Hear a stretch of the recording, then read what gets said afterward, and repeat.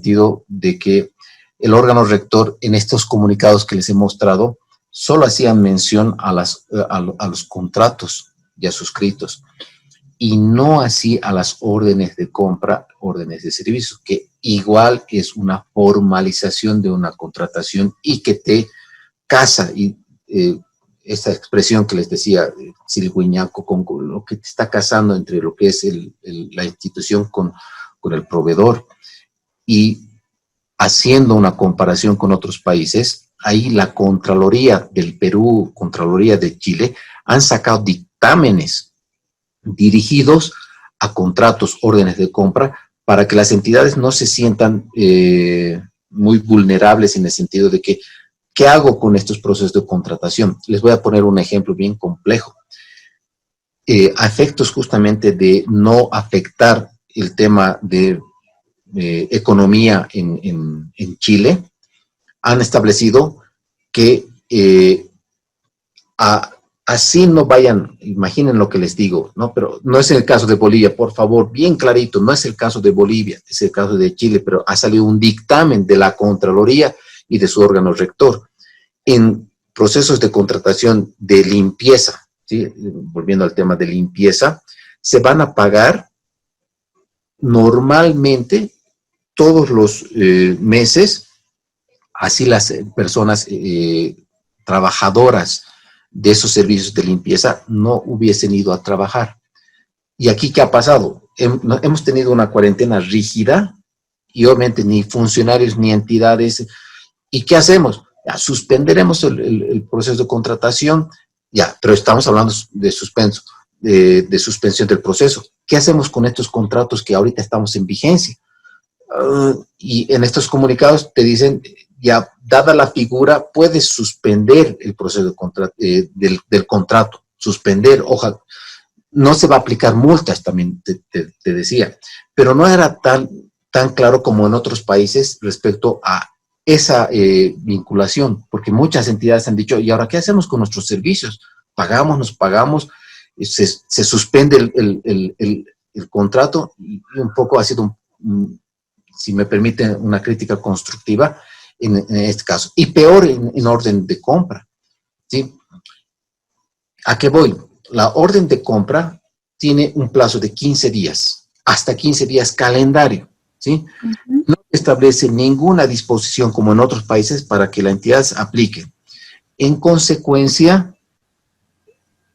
si me permiten mi punto de vista, deberíamos utilizar algún instrumento por debajo. Repito, es algo que no quería comentar, pero dado el caso de la cuarentena, donde no podemos ni suspender ni anular una orden de compra, deberíamos acordar con el proveedor qué hacemos, porque obviamente tú no me vas a entregar durante este periodo. ¿Tú me vas a entregar cuándo? Ya.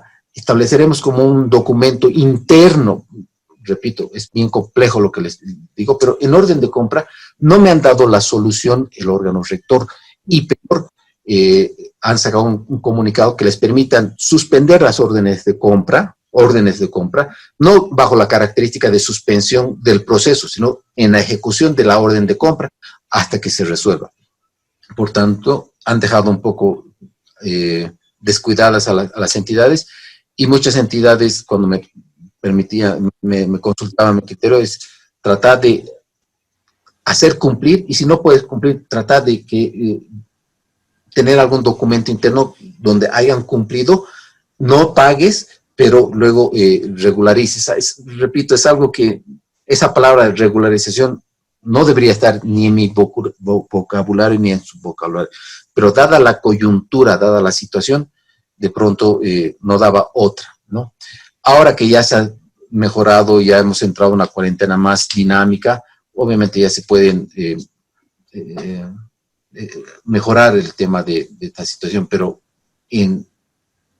a finales de marzo, abril, mayo, las entidades eran un dolor de cabeza porque han hecho sus órdenes de compra y obviamente, como usted bien dice, ¿cómo hacemos cumplir? Sin afectar al proveedor, sin afectar a la institución, sin que me observen. Entonces, incluso algunos han utilizado la aplicación del artículo 33 y de la ley 78 y una serie de cosas, ¿sí? Pero bueno, va por ahí, estimada Giovanna. Gracias, Licen. Bien, sí, Una contratación menor para una orden de compra no debería existir la ampliación para la entrega de los bienes, ¿verdad? Porque una de las características de una compra menor es que sea rápida y oportuna. ¿Qué pasaría si, como dice la compañera, la empresa no puede hacer llegar los bienes por X motivo? Si no fuese el caso ahora de la pandemia, fuese en otros momentos. ¿Es correcto aceptarles una ampliación de plazo? No, ¿de qué manera debería ser justificado? ¿Y quién debería autorizar esta ampliación de plazo para la entrega de los bienes? Aquí está la respuesta, ¿sí? No lo digo yo. Nuevamente, nuestro sistema de contrataciones estatales establece, por ejemplo, la pregunta dice, que es muy similar a la que tú estás planteando.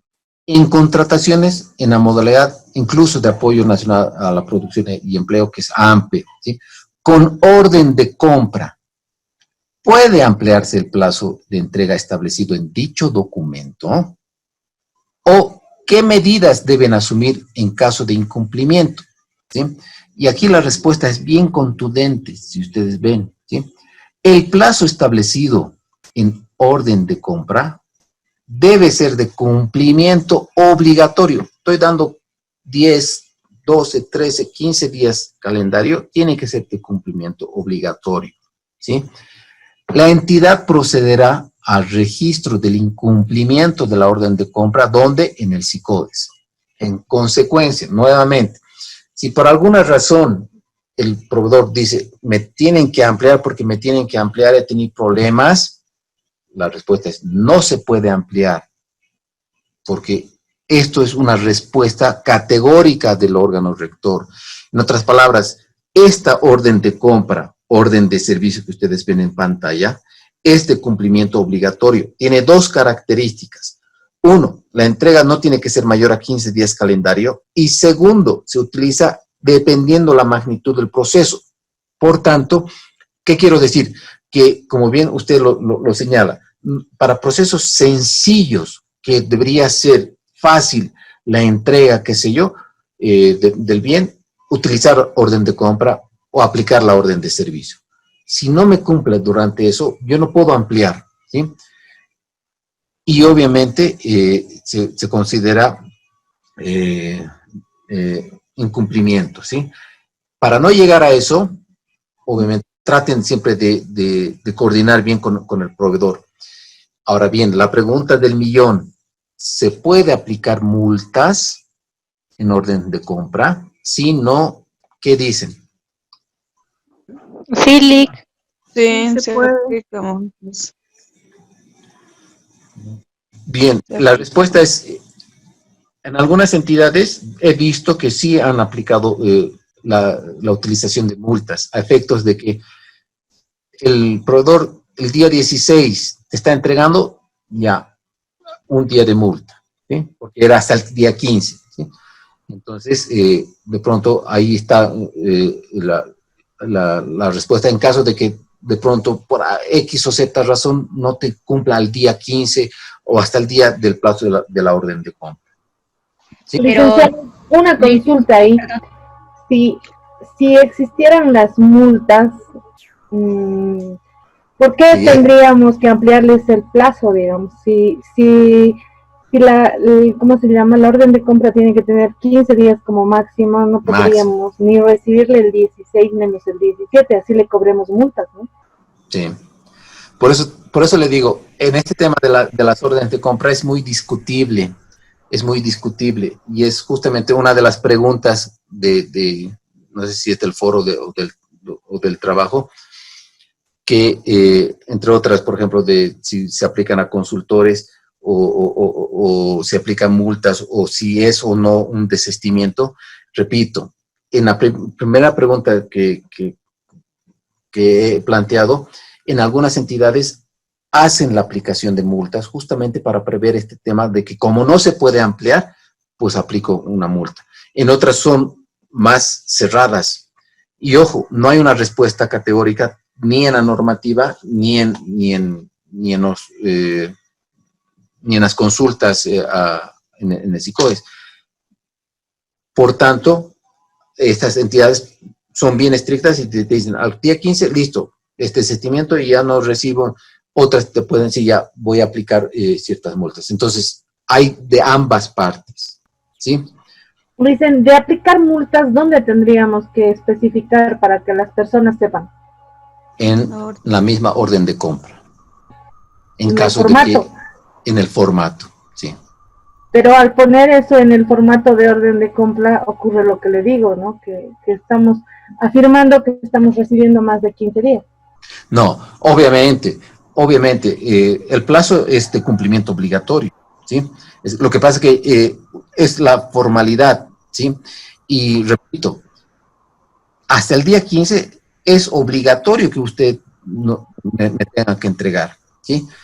Si hay algún caso como lo estamos analizando, de que por alguna razón el proveedor el día 16, el día 17 está entregando, la pregunta es, ¿le voy a recibir? Si vamos a la letra muerta, como es 15 días, no. Y por tanto ni siquiera podría aplicar multas. A lo que voy es que no hay ampliación de plazo.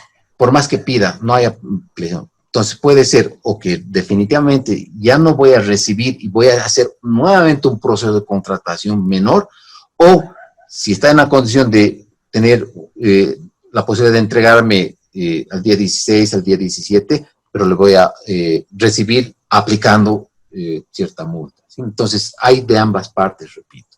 Licenciado, ahí hay que tomar una previsión, ¿verdad? Adelante, sí. En el caso de se puede aplicar multas, pero hasta un determinado porcentaje, ¿no? O sea, que no afecte más, pues, en caso de órdenes de compra sería pues 5 días máximo, ¿no? Exacto. Si el proveedor ya se ha pasado de los 5 días, se establece que proceda a la resolución por incumplimiento, pero eso tiene que estar manifestado de manera expresa, porque no está regulado en temas de órdenes de compra, pero por analogía se pueden utilizar todas las aplicaciones de multas contenidas en los contratos, ¿verdad? En los modelos de contrato que existen en los procesos de contratación. Es correcto, Dante, y muchas gracias por tu complementación. Licenciado, ¿puedo compartir mi experiencia? Como yo hacía pequeñas cuando trabajaba en la alcaldía, en la subalcaldía, yo le pedía a la unidad solicitante que en la parte de entrega del producto ponga, en el caso, porque todas obviamente iban a hacer órdenes de compra, que pongan específicamente a la entrega del producto, si existe un retraso a partir de un día, se cobrará multas del 1% por día, estableciéndose máximo 3 días. Entonces, cuando tú entregabas la orden de compra, en la parte de abajo que decía componentes, es parte indivisible de esta orden de compra las especificaciones técnicas a las cuales usted se rige para la entrega. Entonces, ahí ya tenías un respaldo para el proceso de pago. No sé si estaba bien, pero... Excelente, Claudia. No, y de hecho estás complementando lo que claramente señalaba Dante en lo que debería estar considerado claramente un documento, en este caso, de formalización, ¿no?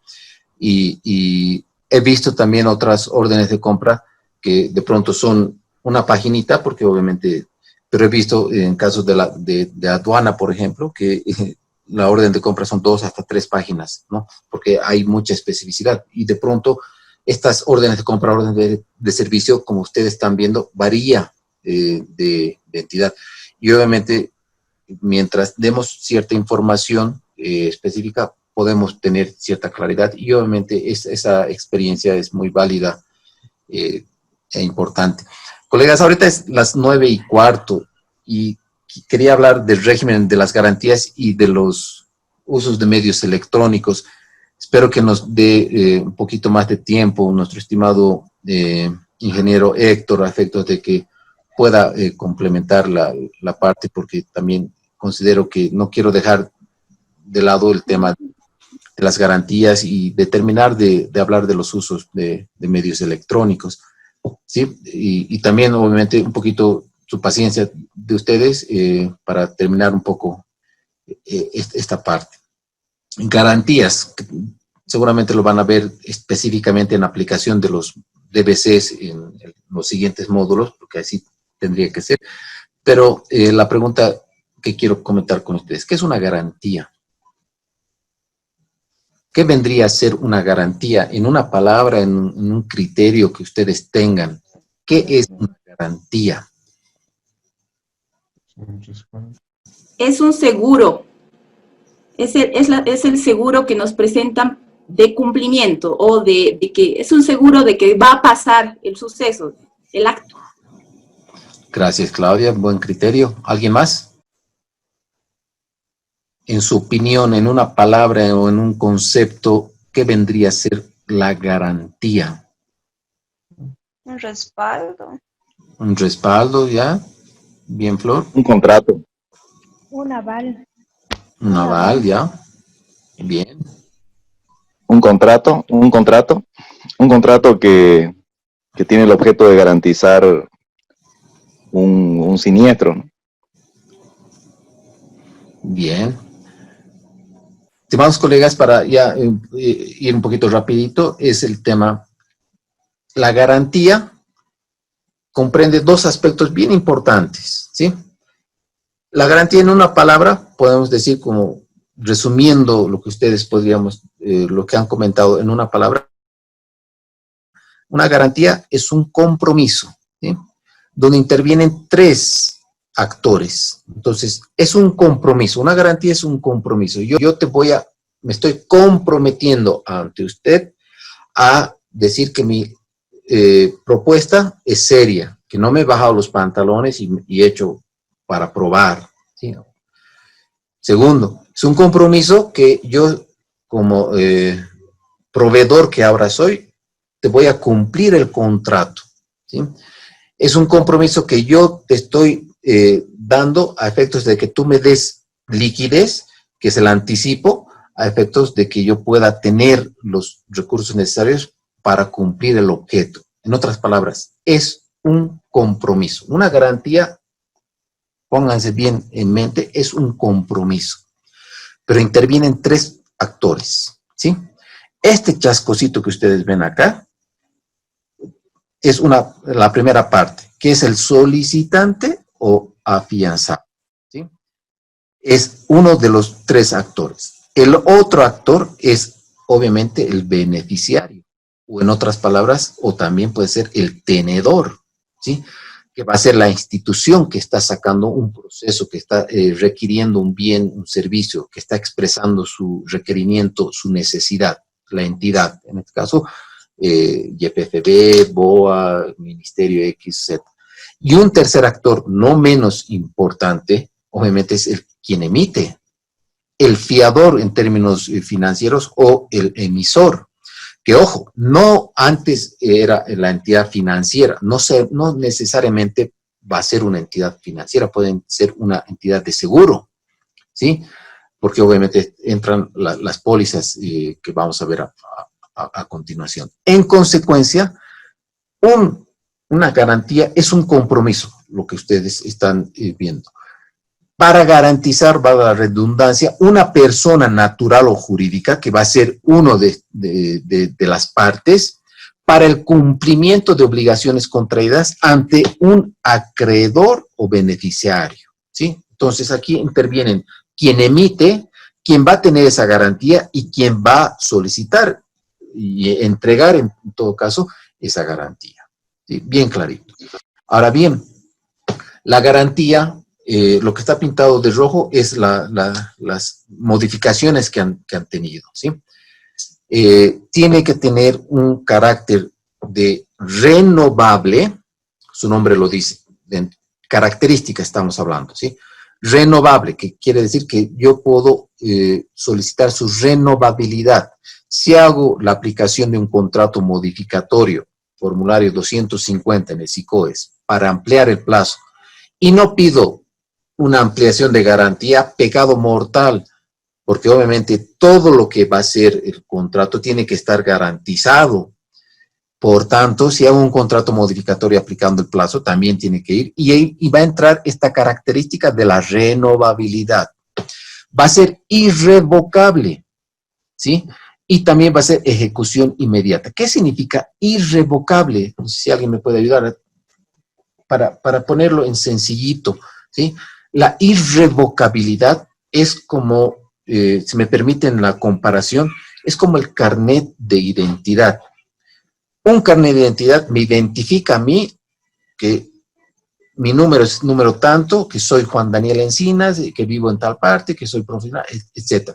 La irrevocabilidad significa que este documento, que en otras palabras es un valor, está siendo girado ante el Ministerio de Economía y Finanzas Públicas, ¿sí? Por eso se establece que si pongo Ministerio de Finanzas, es una causal ¿de qué? De descalificación. ¿Por qué? Porque eso es un error no subsanable, ¿sí? Porque ese valor que estoy entregando, que tiene que ser irrevocable, ¿sí? Tiene que estar girada a nombre completo. En este caso, Ministerio de Economía y Finanzas Públicas. Bien clarito. Tiene que estar por el objeto. En este caso va a ser garantía de seriedad de propuesta o una garantía de cumplimiento de contrato, qué sé yo, al objeto de la contratación, construcción de la obra XX, que es la convocatoria que estoy sacando, obviamente, ¿sí? Por el monto, validez, entonces es irrevocable, va a estar girado, es como un cheque que te están entregando y por tanto su característica es de irrevocabilidad, ¿sí? Ejecución inmediata significa que yo no voy a pedir permiso, en otras palabras, para ejecutar, ¿sí? Es muy diferente de decir la ejecución, porque si ustedes ven acá, existen 3 tipos. Esta póliza de seguros, hablando de jerarquía, es la menorcita, ¿sí? Si hablamos de jerarquía, esta garantía a primer requerimiento es así como su nombre lo dice, a primer requerimiento. Al día siguiente ya está ejecutada en el instante. Es la primera en cuanto a jerarquía. Y una boleta de garantía, que es también importante, pero yo quiero comentarles que, por ejemplo, hace unos 5 años atrás, yo he ejecutado una póliza de seguros y me ha tomado 2 años ejecutar esta garantía, para que vean. Pero eso no significa que es de ejecución inmediata. ¿Qué significa ejecución inmediata? Que yo no voy a decir, ¿sabe qué, señor proveedor? ¿Le puedo ejecutar su garantía porque usted no me ha cumplido? No, aquí no hay tutías, como se dice. Ejecución inmediata. Se hace la gestión ante, por eso el tercer actor que les decía, ante quien emite, ¿sí? ¿Por qué está pintado de rojo? Porque el proponente va a decidir el tipo de garantía. Aquí dice tipo. El proponente va a definir qué tipo de garantía va a pedir. En este caso, puede ser una póliza, puede ser una garantía a primer requerimiento. Qué bueno que sea, porque esto es la mejor garantía, si ustedes me permiten, una garantía. Antes, ¿qué te decía esta parte? Cuando los procesos sean de 1 millón para adelante, la entidad que va a convocar puede definir. Entonces, hagamos de cuenta, una obra, un proyecto grande que cueste, no sé, pues 7 millones, se tendría a pedir siempre una garantía a primer requerimiento, porque, repito, la garantía a primer requerimiento es la mejor cita en cuanto, si me permiten la expresión, en cuanto a su ejecución. Pero han logrado los empresarios privados, qué sé yo, que en la modificación se aplique esta parte. El proponente va a definir, va a decidir, y aquí no va a decir, no, está descalificado porque yo he pedido garantía a primer requerimiento. No, eso incluso vendría a ser una prohibición, porque acá, repito, es el proponente quien va a definir la garantía. Existen estas garantías, ¿sí? Garantía de seriedad de propuesta, cumplimiento de contrato, correcta inversión de anticipo, adicional a la garantía de cumplimiento de contrato y funcionamiento de maquinaria y o equipo. Yo les propongo que por factores de tiempo voy a hacer un video, voy a colgar un video para aclarar con un ejemplo a qué se refiere una garantía adicional al cumplimiento de contrato, que, como dice su nombre, es aplicable esto a obras, solamente a obras esta garantía adicional, ¿sí? En cuanto a anticipo, no puede ser mayor al 20% y esta garantía que nos tienen que dar tiene que ser el 100% del anticipo otorgado. En otras palabras, por un puntito, esta garantía de anticipo en términos no contables, en términos financieros, ¿qué vendría a ser? Me dejo pago anticipado.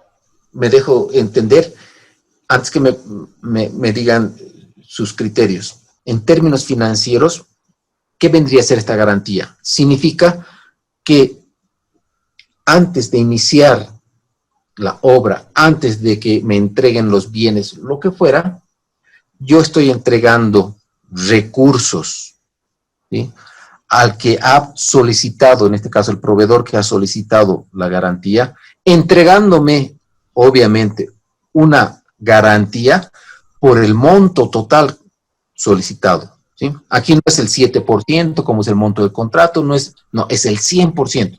Si el 20% del monto del contrato, por ejemplo, es 100,000, entonces tengo que presentar una garantía por los 100,000. Por tanto, en términos financieros, ¿qué vendría a ser una garantía de correcta inversión de anticipo? Así.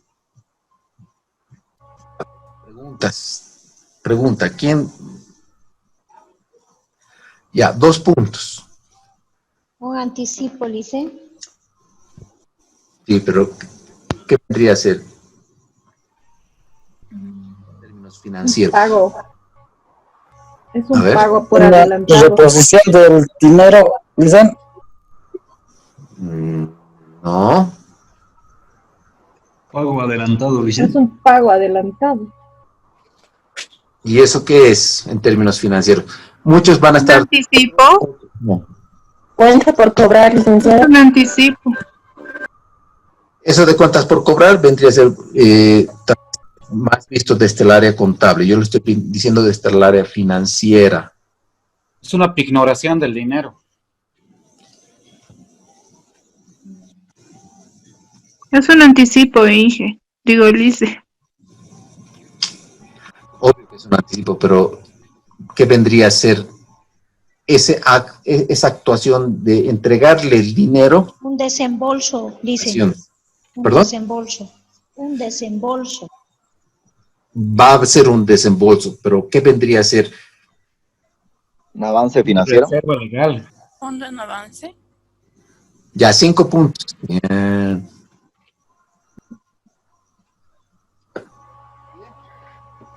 Nadie han dado ciertos criterios importantes, pero a ver, no es lo que quería escuchar. Lo hemos ido analizando en algún taller que he tenido, con ciertos elementos que no estoy de acuerdo, sí, pero hemos llegado a la conclusión de que sí, un anticipo y una correcta inversión de anticipo, que es un recurso, son desembolsos que se están entregando, como ustedes lo han dicho, en términos financieros, es... Un pago adelantado. ¿Qué puede ser eso? Diga nomás. ¿Ya se dan? Bien, estimados Nos colegas. vendimos. Un valor Sí. Fondo agregado. ¿ya? Dicen, es un valor Empieza con asegurado. C. Empieza con C.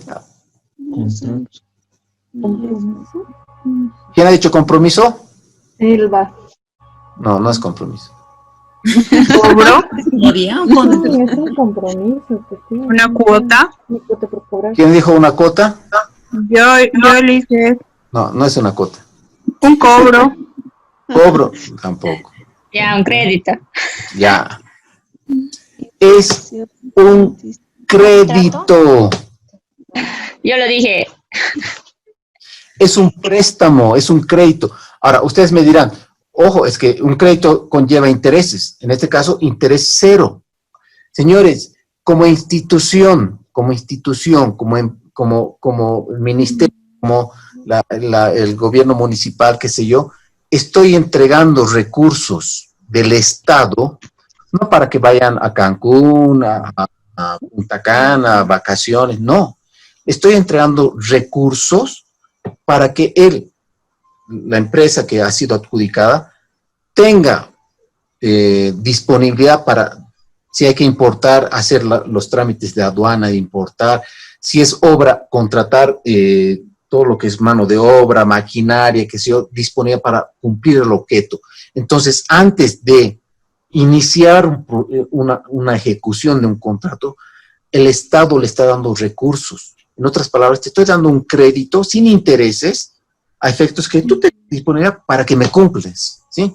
Muchos dirán, no, es que según la normativa del derecho comercial, no estoy de acuerdo, evidentemente. Pero repito, en un taller hemos dicho, es que te estoy entregando recursos disponibles para que tú me cumplas. Por eso tiene que existir un 100% de garantía contra esos recursos que te estoy dando, para que tú no me entregues absolutamente nada todavía, sino para que tengas la posibilidad, repito, ¿no?, de no utilizar en otras cosas, sino para el objeto y tener disponibilidad correspondiente, ¿sí? El cumplimiento de contrato es el 7%, la seriedad de propuestas solamente en modalidad de convocatoria es el 1% del precio referencial, y eso, ojo, lo que está pintado de rojo, nuevamente es lo que ha habido el cambio. Antes era de la propuesta, ahora dice del precio referencial. Pero hoy en día, esta garantía no está siendo aplicable. A partir del Decreto Supremo de Uso de Medios Electrónicos, esta garantía se pone en una congeladora. Ya no hay garantía de seriedad de propuestas, ni siquiera en las modalidades con convocatoria, por justamente la aplicación de uso de medios electrónicos. Y justamente quiero ir unos 5 minutos, si me permiten, por favor, porque me he quedado con la formalización, pero que hemos visto que era el contrato, la orden de compra, pero voy a ir rapidito, si me permiten, por favor, a la presentación que el otro día quería terminar con ustedes, que es justamente, ¿se ve la diapositiva? Medios electrónicos. Sí, se ve. Bien. De las 6 a las 15, rapidito, yapita, por favor, para que me permitan darles una yapita al curso. Uso de medios electrónicos, ¿sí? Dos partes muy importantes que desde mi punto de vista lo veo. Si ustedes se han participado en los talleres que ha hecho el órgano rector, tal vez se asimilan, pero este es mi aporte, digamos, que yo considero importante, ¿sí? Primero, que en las instituciones tenemos que tomar en cuenta que este decreto supremo, el 4285, que es el uso de medios electrónicos, primero, te permite tener ciertas modificaciones a los modelos de DBC. Entren a la página del SICOES y saquen la reglamentación para la modificación de los DBCs. Por un lado, tienes que modificar los DBCs, tienen que haber la modificación, ¿sí? Y obviamente, como dice, existe la guía referencial que en el órgano rector está. Y segundo, lo que hemos comentado hace ratito, importante, no aplican la garantía de seriedad de propuestas, no soliciten, ¿sí? Porque obviamente no hay todavía forma, no se ha avanzado como en otros países para la aplicación de garantías y por tanto el uso de medios electrónicos no se aplica en contratos, ¿sí? Porque sería también complejo no pedir garantías en contratos y ahí sí estamos arruinados. Lo que sí ha hecho el órgano rector es no aplicar la garantía de seriedad de propuestas en tanto y en cuanto dure este decreto supremo, que repito, va a ser hasta que se levante la cuarentena, ya sea rígida, ya sea dinámica o lo que fuera, la situación en la que nos encontremos, hasta que se levante se va a utilizar esta parte. Como les decía, ¿dónde intervienen el uso de los medios electrónicos? Y esto creo que lo hemos visto. Entra como uso de medios electrónicos cuando yo realice consultas escritas. Entonces, las consultas escritas, uso de medios electrónicos. Reunión de aclaración, ¿sí? Apertura de propuestas o cotizaciones. Se van a encriptar las propuestas y en el momento que, por ejemplo, el lunes va a ser la apertura, estoy dando un ejemplo, a las 15:00, el SICOES, como no está siendo administrado el SICOES por las entidades, sino por el órgano rector, las va a encriptar las propuestas hasta las 15:00. Después de las 15:00, las entidades van a desencriptar, porque ya ha pasado el plazo de presentación de propuestas, y van a empezar a hacer las evaluaciones correspondientes, ¿sí? Por tanto, la presentación de propuestas o cotizaciones van a ser a partir del uso de medios electrónicos, ¿sí? ¿Y dónde más van a entrar? En la aclaración de propuestas, porque la norma te dice que tú puedes solicitar aclaración a las propuestas presentadas, que no significa cambiar, sustituir. Yo necesito aclarar la propuesta de la empresa como comisión de calificación, que no implica cambiar y eso se puede en el uso de medio electrónico. Y obviamente, en caso de licitación pública, hacer la concertación de mejores condiciones. Si ven ustedes, en la fase de administración del contrato no está todavía el tema de uso de medios electrónicos. En las actividades previas, obviamente, tampoco está. Lo que sí han utilizado el órgano rector hoy en día con este decreto es en estas instancias, en consultas escritas, en reunión de aclaración, en apertura, en presentación de propuestas y en la concertación de mejores condiciones técnicas, ¿sí? Ahora, licenciado, una consulta, y en la adelante. en la apertura de las propuestas, el acta también se sube para que sea pública. Sí. Vamos a ver a continuación dónde ustedes en el SICOES van a poder subir los documentos, las actas, ¿sí? Se pueden. Ya les han habilitado, en otras palabras, los técnicos del SICOES, esas instancias para subir, porque antes era bien restringido. Se sube formulario 100, por ejemplo, se sube el DBC, se sube algunos otros documentos. Formulario 170, se sube la resolución, se sube la adjudicación, pero ahora se pueden subir ya ciertos documentos justamente amparados en la aplicación de estos usos de medios electrónicos, ¿sí? Como les decía, todo lo que es la publicación, notificación, va a estar en el SICOES. En otras palabras, el SICOES, estimados colegas, está avanzando un pasito más, ¿sí? Antes el SICOES, créanme que era solamente un medio de comunicación. Ahora el SICOES está avanzando para ser un medio de contratación electrónica, pero todavía incompletita, pero está avanzando. Ya no soy tan rudo con mis observaciones.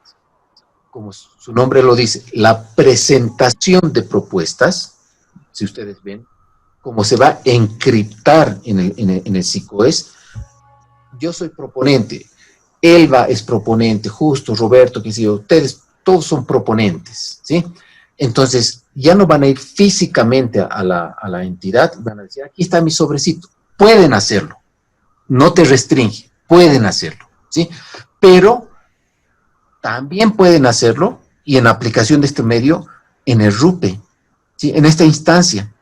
Ustedes entran a este icono, en el SICOES, ¿sí? En el punto de vista siendo proponentes, y van a cargar su propuesta, así de simple, ¿sí? Se considera medios de comunicación, lo que establece el decreto, ¿a quiénes? Al correo institucional, ¿sí? Y obviamente, como estamos haciendo, les decía, reuniones de aclaración, consultas, qué sé yo, a los medios aplicativos. Este medio que ustedes y mi persona están utilizando, que es el Zoom, hoy en día ya puede ser utilizado para las consultas, para, mejor dicho, las reuniones de aclaración. Entonces, hagamos de cuenta que estamos haciendo una reunión de aclaración. Estimados participantes del proceso, sean bienvenidos, todos los protocolos. Vamos a dar lectura a las consultas, dan lectura. Primero, obviamente, las presentaciones, como hacen un acto de apertura, de reunión de aclaración. Lo mismo en una plataforma bajo la aplicación Zoom se va a hacer, ¿sí? El correo institucional es otro medio de comunicación. Así ya lo prevé el SICOES. ¿Cuáles son los documentos digitales? ¿Sí? Dicen una consulta más. Adelante. O sea que si el correo institucional también es válido, también podrían enviar sus propuestas al correo electrónico. No. Y si claro, lo que pasa es que si dejan físicamente, el SICOES tampoco tiene la información. ¿no es cierto? Entonces, ¿cómo les encripta? ¿Cómo saber que solo son 6 o solo 4? Si hay algunas entregadas en físico. Sí, licenciado, ahí quería yo, bueno, desde la anterior vez me he aguantado de hacer la pregunta. Yo he participado ya con una empresa de una convocatoria digital, ¿ya? Era con la ISEM. Y era una convocatoria grande porque eran 620,000 pruebas PCR, ¿verdad? Bueno, medios de transporte para PCR, no la que estaban objetando, ¿no? Y le cuento que ya han aplicado la convocatoria digital y ahí ha habido varios tópicos que tal vez puedan servir para analizarlo. El primero, la fecha de presentación de la propuesta era el 8 de agosto. El 7 de agosto. Y el 7 de agosto aquí en La Paz, específicamente, estábamos en una ampliación de cuarentena después del feriado del 6 de agosto. Entonces no se podían presentar propuestas físicas. Ya ha habido empresas que han ido a presentar propuestas físicas, pero la ISEM estaba cerrada. Entonces no han podido presentar su propuesta de manera digital. Por otra parte, comparto lo que decía la compañera. Se ha habilitado el correo institucional para la presentación de propuestas. Supongo porque no había habilitado todavía en el SICOES la opción de subir las propuestas. Tercero, la notificación de la adjudicación se notificó a los correos también que enviaron las propuestas, al mismo correo del correo institucional, se mandó la notificación de adjudicación y se mandó también el informe de la comisión de calificación, ¿ya? Y por otro, ha habido impugnaciones porque habían enviado empresas con 1 o 2 minutos tarde su propuesta y como no hay consideración, o sea, no hay una determinación exacta del tiempo, entonces se ha tomado como no consideradas, ¿verdad? Y eso ahí yo tenía una observación que debería considerarse en la información de comisión que han llegado propuestas fuera de plazo, pero no hacían mención a las propuestas fuera de plazo. Entonces, esa fue mi experiencia con ese proceso de contratación que ha sido impugnado por todo lado, le cuento. No, y de hecho, gracias Dante, y de hecho, algunas entidades que están utilizando estos medios de electrónicos como parte de, ya tienen bastantes consultas al órgano rector, en el sentido de que caso muy similar a lo que usted comenta, Dante, han pasado, ¿no? Y repito, esto es algo que como es impuesto rápidamente y sin un periodo de... porque ¿cómo ha sido implementado el SIGMA allá por el año 2000, 2001? El SIGMA ha sido utilizado, este sistema de contabilidad, presupuestos, todos los módulos correspondientes en instituciones pilotos, ¿sí? En este caso, hablando de contratación electrónica, repito, el SICOES todavía no es un sistema de contratación como tal, sigue siendo un sistema de información donde yo cuelgo todos los formularios correspondientes a lo largo del proceso. Por tanto, han entrado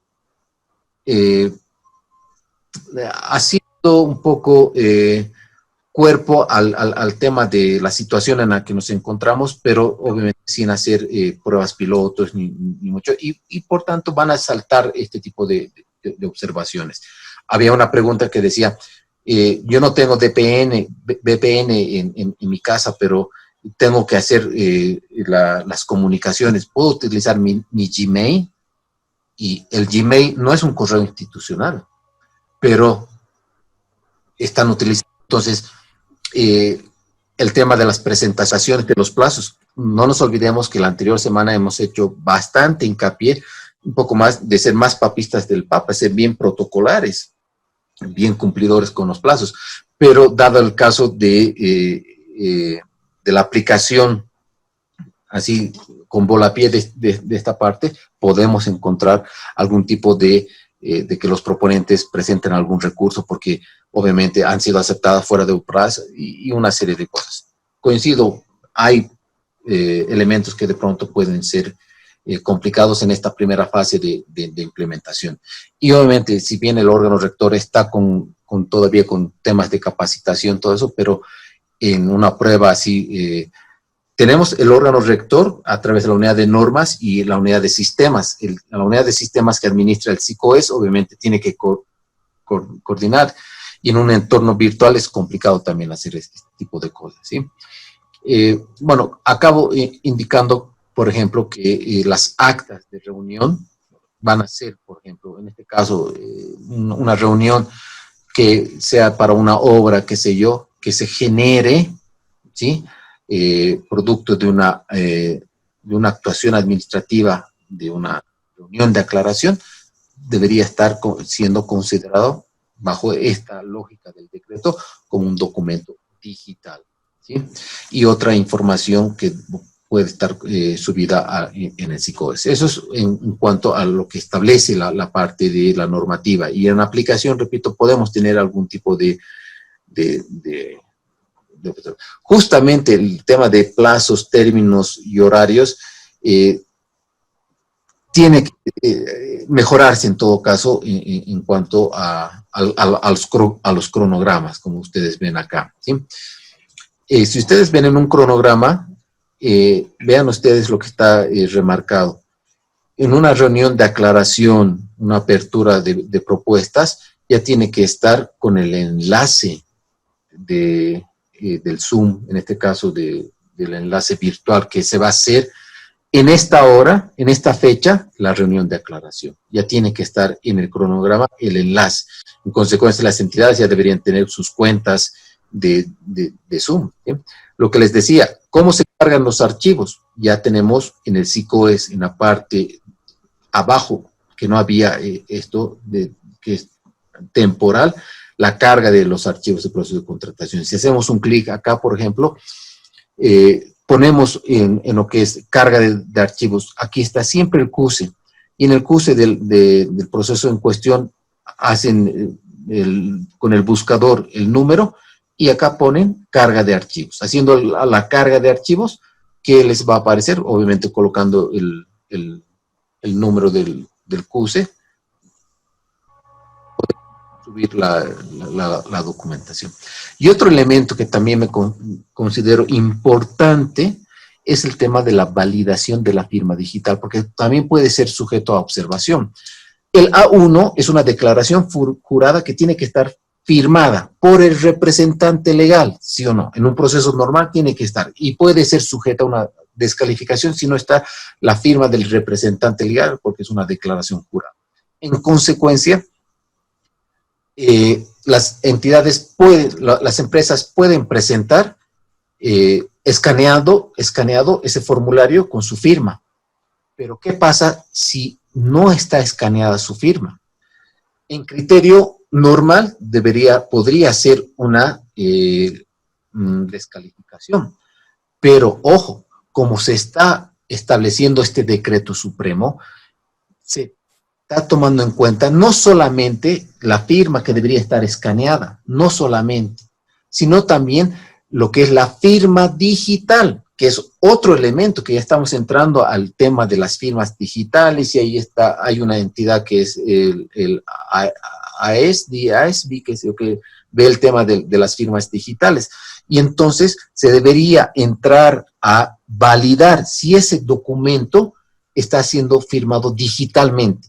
Y por más que la firma física no está, si ese documento, ese PDF, está siendo firmado digitalmente, que repito, no necesariamente tiene que ver en la firma como tal y todo, deberíamos entrar a esta dirección para validar esa firma digital, ¿sí? Es la ASCIP, ¿sí? Entonces, acá se valida, se pone justamente qué documento estoy queriendo validar, y se establece tal situación, ¿sí?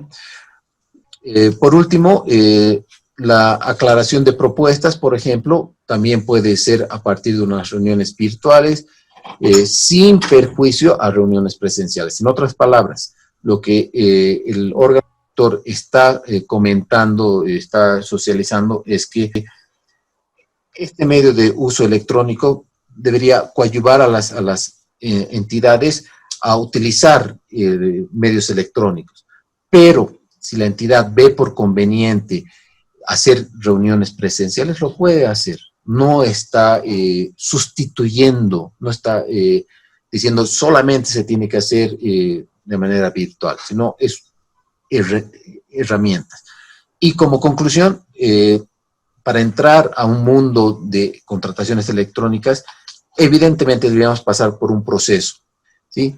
Pero al mal tiempo, buena cara, hay que tratar de que como entidad no tengamos un fracaso en un proceso de contratación, fracaso es de que se me declare desierta, de que se presenten recursos, una serie de cosas, y de alguna manera ser bien operativos en esta parte, porque con seguridad, como decía Dante y alguna colega más, podemos tener algún tipo de inconvenientes en el proceso, pero es una herramienta y el decreto en todo caso que ya está vigente en estos días. Bien, ¿alguna pregunta, comentario?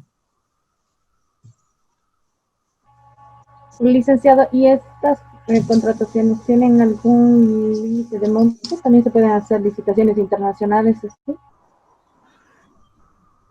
Sí, este decreto establece para entrar a lo que nosotros hacíamos como convocatorias a través de procesos con convocatoria, utilizar estas herramientas que son el uso de medios electrónicos. En otras palabras, lo que antes hacíamos, por ejemplo, un AMPE, una licitación internacional, y ojo porque es buena pregunta, si yo quiero, por ejemplo, utilizar normativa BIT, otra normativa de una fuente de financiamiento externo, puedo tener la opción de cuando vaya a colgar en el SICOES, de utilizar como medida supletoria este decreto y estas herramientas de uso electrónico. De todos modos, dicen en la normativa del Banco Mundial permiten hacer ya las aperturas, ¿no? Y eso lo dejan a cada entidad. Hacer las aperturas virtuales, las reuniones virtuales, presentaciones virtuales.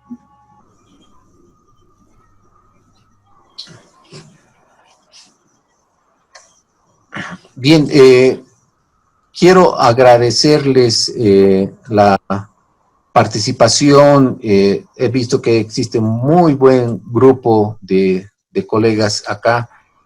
Y bueno, pues primero agradecer a Héctor, que nuevamente nos hemos pasado una hora, creo. Si puede un poquito en este minutito prender sus camaritas para que haga una despedida como corresponde, y nuevamente agradecerles por su tiempo, sus comentarios, sus acotaciones, y decirles que si tienen alguna consulta, estoy presto. Generalmente puedo tardar un poquito, pero siempre respondo. Y esa es mi característica si bien trato de estar al día, pero con todo gusto yo quiero aclarar. Si tienen alguna consulta, no duden en escribirme, ya sea al WhatsApp, al correo, a lo que ustedes vean por conveniente. Ha sido un placer ser su docente en este módulo. Espero haber contribuido y espero que se haya cumplido los objetivos, y si fuese así, deme un like, no, mentira. Pero, ¿sí? Bien, ha sido un gusto y muchas gracias por su participación, y a los que me conocen, espero que se encuentren bien, se van a cuidar, por favor, a ustedes que se encuentren bien, sus familias, y hasta otra oportunidad. Conmigo hasta aquí, y he visto que sus foros, sus trabajos están muy bien, ya estoy empezando a revisar. Sigan adelante y éxito en este diplomado, éxito en sus profesiones, y para cualquier cosa cuenten conmigo. Muchas gracias. Muchas gracias, licenciado. Hasta luego, Claudia, Gabriela, Dante, Justo, Gracias. un gusto. Un gusto. Flor. Hasta luego, Licen. Que descanse bien. Éxitos. Chao, María Eugenia. Roberto, un gusto. A los que están en el interior. Igualmente, Licen. Gracias, Licen. Gracias. Chao, Jenny. Arturo. Gracias, Licen. Muy amable. Arturo, no has perdido tu cámara. Walter, Yumi. No importa. Claro, dicen. Está fregado. Chao, Elba. Un gusto. Hasta luego, un gusto. Que le vaya Gracias, bien. Lick. Hasta luego. Gracias. Chao, Gabriela. Hasta luego. Muy bien. Saludos. Bendiciones.